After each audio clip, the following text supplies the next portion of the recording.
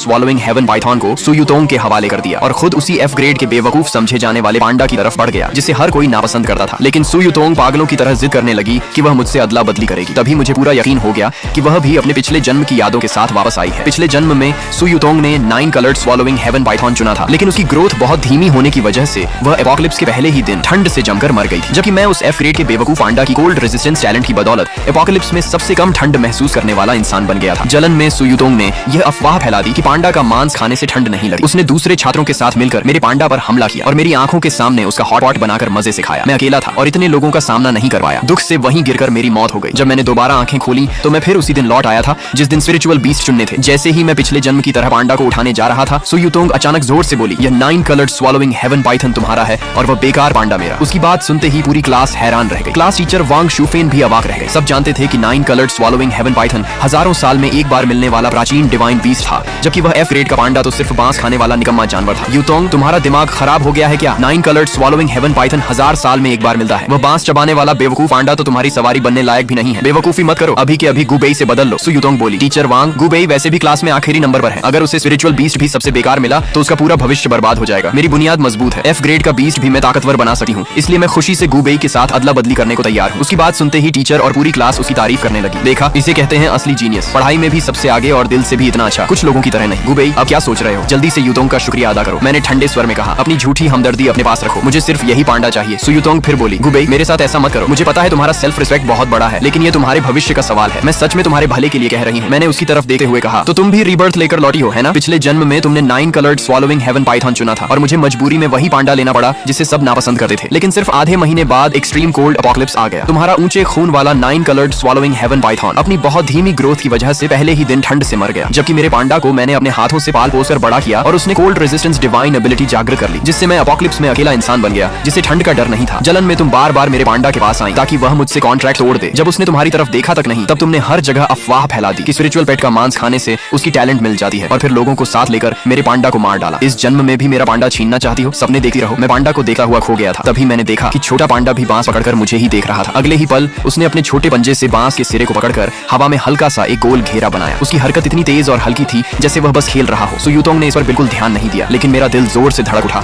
और मेरी आंखें तुरंत लाल हो गईं, क्योंकि यह वही सीक्रेट सिग्नल था जो हमने पिछले जन्म में तय किया था और यही वह इशारा था जो वह हर बार खतरे में मुझसे कहता था, भैया डरना मत, मैं हूं ना। शाओबाओ, मुझे यकीन नहीं हो रहा कि तुम भी मेरे साथ वापस आ गए। मैंने अपनी नजरें उससे हटाई